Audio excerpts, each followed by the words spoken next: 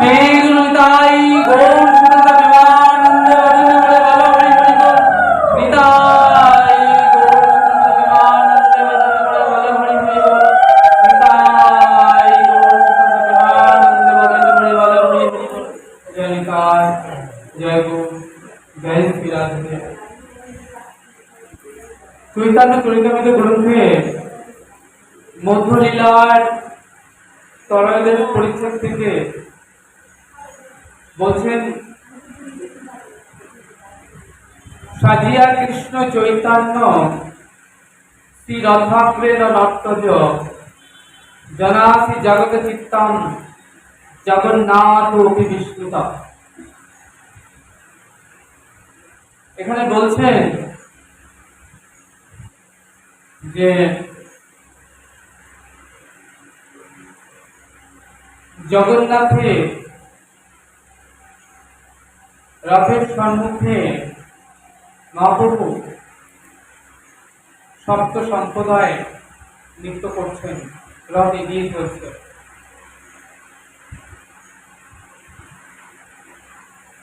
রাজা ইন্দ্রদুম্ন তিনি জগন্নাথ মন্দির নির্মাণ করলেন। এই যে মন্দিরের বিগ্রহ জগন্নাথ, বলদেব এবং সুভদ্রা, অর্থাৎ এই তিনজনে আছেন নীল মাধবের মধ্যে। বলছেন নীল মাধব, নীল শব্দে নীলনাথ, আবার কৃষ্ণ নীলমণি, মা শব্দে ভক্তি মহারানী বা শক্তি, তিনি সুভদ্রা, এবং ভব শব্দে বলদেব। তো অবন্তী নগরীর রাজা মহারাজ ইন্দ্রদুম্ন তিনি অনেক পূজা পালন করলেন, রাজ্য শাসন করেছেন দীর্ঘদিন ধরে। তো রাজা একদিন বলছেন, আমার জীবনটা কেটে গেল পূজা পালনে, রাজ্য শাসন কার্যে, কিন্তু আমার জীবনটা তখনই ধন্য হতো যদি আমি গোবিন্দ সেবা করতে পারতাম। এমন সময় এক ব্রাহ্মণ সেখানে এলেন, এসে বলছেন, মহারাজ আপনি দুঃখ করবেন না, আপনি যদি নীল মাধবের সেবা করতে পারেন তাহলে আপনার এই মনুষ্য জন্ম ধন্য হবে।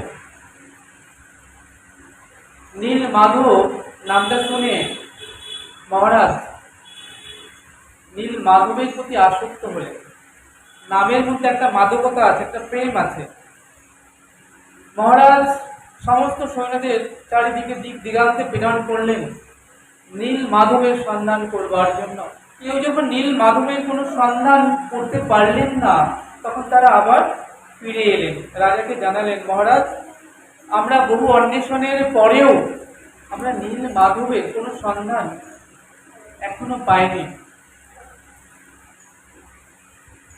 তখন রাজার প্রধান রাজ পুরোহিত বিদ্যাপতি বললেন, মহারাজ আপনি যদি আমায় আজ্ঞা করেন তাহলে আমি একবার চেষ্টা করে দেখতে পারি যে কোথায় গেলে নীল মাধবের সন্ধান পাওয়া যেতে পারে, সেটা আমার জানা নেই, কিন্তু আমি চেষ্টা করতে পারি। রাজ আজ্ঞায় রাজ পুরোহিত বিদ্যাপতি বেরিয়ে পড়লেন নীল মাধবের সন্ধানে। যেতে যেতে তিনি সবর রাজ্যে পৌঁছালেন। সবর রাজ ছিলেন বিশ্বাবসু। তো রাজ পুরোহিত সারাদিন পথ ক্লান্তিতে তিনি বড় তৃষ্ণার্ত হয়েছেন। তিনি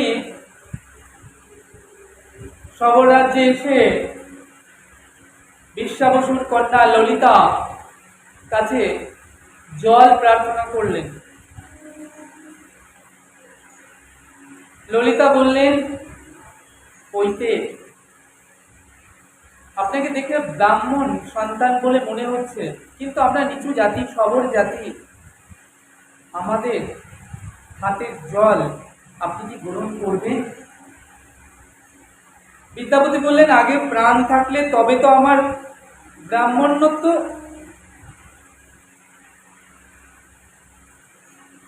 ললিতার দেওয়া জল তিনি পান করে তৃষ্ণা নিবারণ করলেন।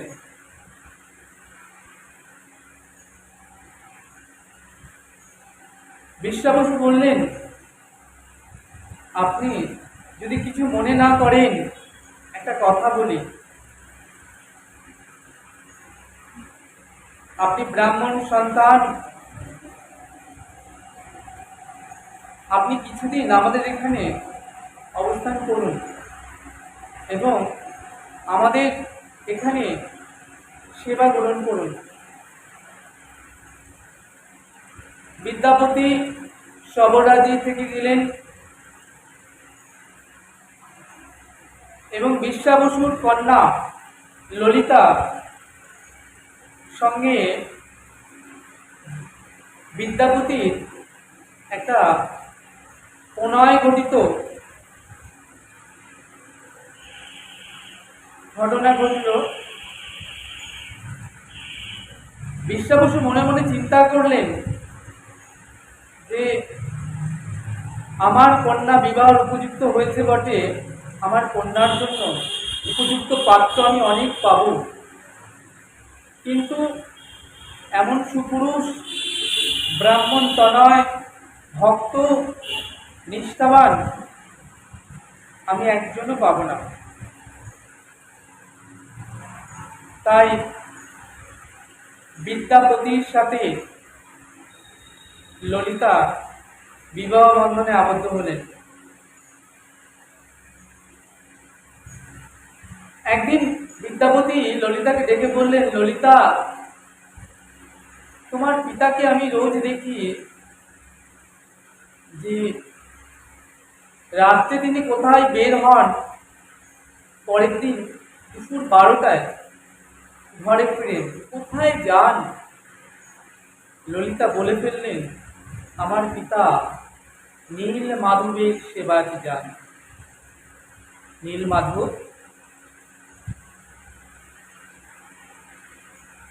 বিদ্যাপতি মনে মনে চিন্তা করছেন, আমি তো নীল মাধবের সন্ধানে এসেছি, দৈব বলে আজ আমি নীল মাধবের সন্ধানও পেয়ে গেছি। ললিতাকে বললেন, ললিতা, আমাকে নীল মাধবের দর্শন করাও, আমি নীল মাধব দর্শন করবার জন্য বড় ব্যাকুল। ললিতা পিতাকে বললেন, পিতা, আপনার জামাই নীল মাধবের দর্শন করতে চায়। সবরাজ বিশ্বাবসু বললেন, সেটা কখনোই সম্ভব নয়, কেননা আমরা সবর জাতি, আমাদের আরাধ্য কুলদেবতা নীল মাধব, যদি অন্য কারুর নয়ন গোচরে নীল মাধব একবার পড়ে যায়, তবে নীল মাধব আমাদের ছেড়ে অন্তরিত হয়ে যাবে, আমরা সেটা কখনোই হতে দিতে পারি না। তাই তোমার এই প্রার্থনা মেনে নেওয়া সম্ভব নয়। কিন্তু বিদ্যাপতি ছাড়বার পাত্র নন, তিনি নীল মাধবের দর্শন করেই ছাড়বেন। বললেন, তাহলে কি উপায় হবে?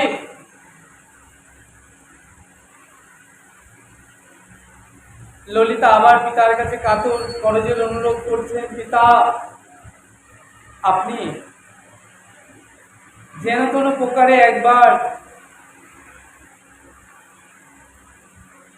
আপনার জামাইকে নীল মাধবের দর্শন করান।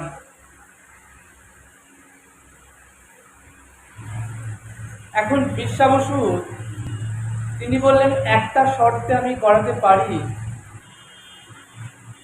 সেটা হলো আমি তার চোখ দুটো বেঁধে নিয়ে যাব।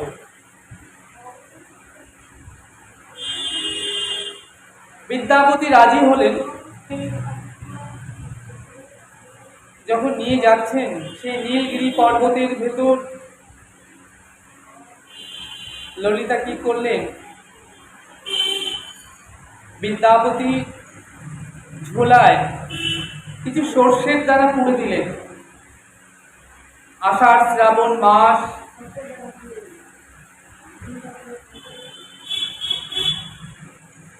কি হবে, ওই ঝোলাটা একটু ছিদ্র করে দিলেন, দানাগুলো পড়তে পড়তে যাবে যে পথ দিয়ে যাবে।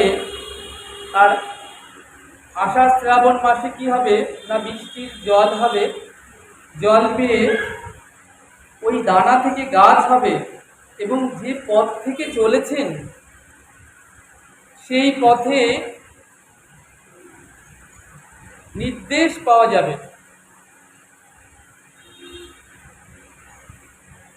এখন বিশ্বাবসু যখন নীলগিরি পর্বতের মধ্যে নিয়ে গেলেন বিদ্যাপতিকে, বিদ্যাপতি দেখছেন কি অপূর্ব, চোখ খুলে দিয়েছেন, দেখছেন ওই তো রত্ন সিংহাসনের পরে বসে আছে নীল মাধব, পিতা রূপজ্যোতি, অপূর্ব শোভা, সেই গোলকোজ্জ্বল, সেই আনন্দ স্কন্দ, পরমানন্দ, সচ্চিদানন্দ, আনন্দ রসগণ বিদ্রোহ, কি তার অপূর্ব শোভা দেখে বিদ্যাপতি মোহিত হলেন। মনে মনে প্রার্থনা জানালেন, ভাবলেন আমি মহারাজ ইন্দ্রদমকে অবশ্যই জানাবো এই কথা। ওই যে সর্ষের দানাগুলো ফেলা হয়েছিল আষাঢ় শ্রাবণ মাসের বৃষ্টির জল পেয়ে গাছগুলো বড় হয়েছে। বিদ্যাপতি যখন এলেন পুনরায় সেই নীলগিরি পর্বতের গুহায়, দেখছেন কি অপূর্ব রূপ নীল মাধবের।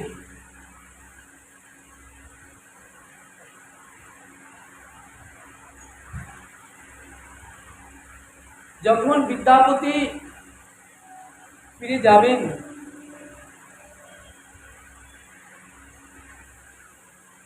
বিশ্বাবসু বললেন, আমি এতকাল দুধ কলা দিয়ে কাল সাপ পুষেছিলাম, আদেশ দিলেন সৈন্যদের বন্দি করতে, যেন নীল মাধব দৈববাণী করলেন। বললেন, বিশ্বাবসু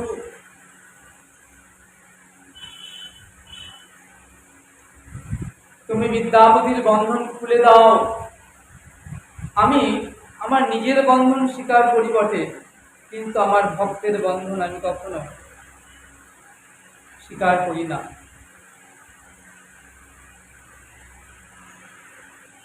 দৈববাণী শ্রবণ করে বিশ্বাবসু বন্ধন খুলে দিলেন। বিদ্যাপতি গিয়ে মহারাজকে জানালেন, মহারাজ পাওয়া গেছে, নীল মাধবের সন্ধান পাওয়া গিয়েছে, আপনি শীঘ্র করে চলুন। যখন মহারাজ ইন্দ্রদম এলেন নীলগিরি পর্বতের মধ্যে নীল মাধব দর্শনে, দেখলেন শুধু রত্ন সিংহাসনটি আছে,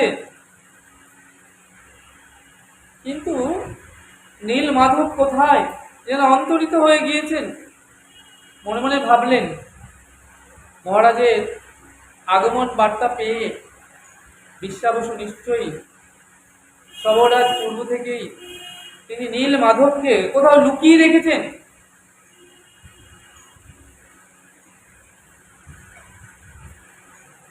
মহারাজ ইন্দ্রদম যখন বিশ্বাবসুকে বললেন যে আপনি কোথায় রেখেছেন নীল মাধবকে, নাহলে আপনাকে আমি বন্দী করব। এমন সময় আবার দৈববাণী হলো, যে মহারাজ বিশ্বা বসু নীল মাধবকে লুকিয়ে রাখে নাই, আপনি আপনার এই জড়চক্ষু দ্বারা আমাকে দর্শন করতে পারবেন না। আমাকে দর্শন করতে হলে দারু ব্রহ্মরূপেই আমাকে দর্শন করতে হবে।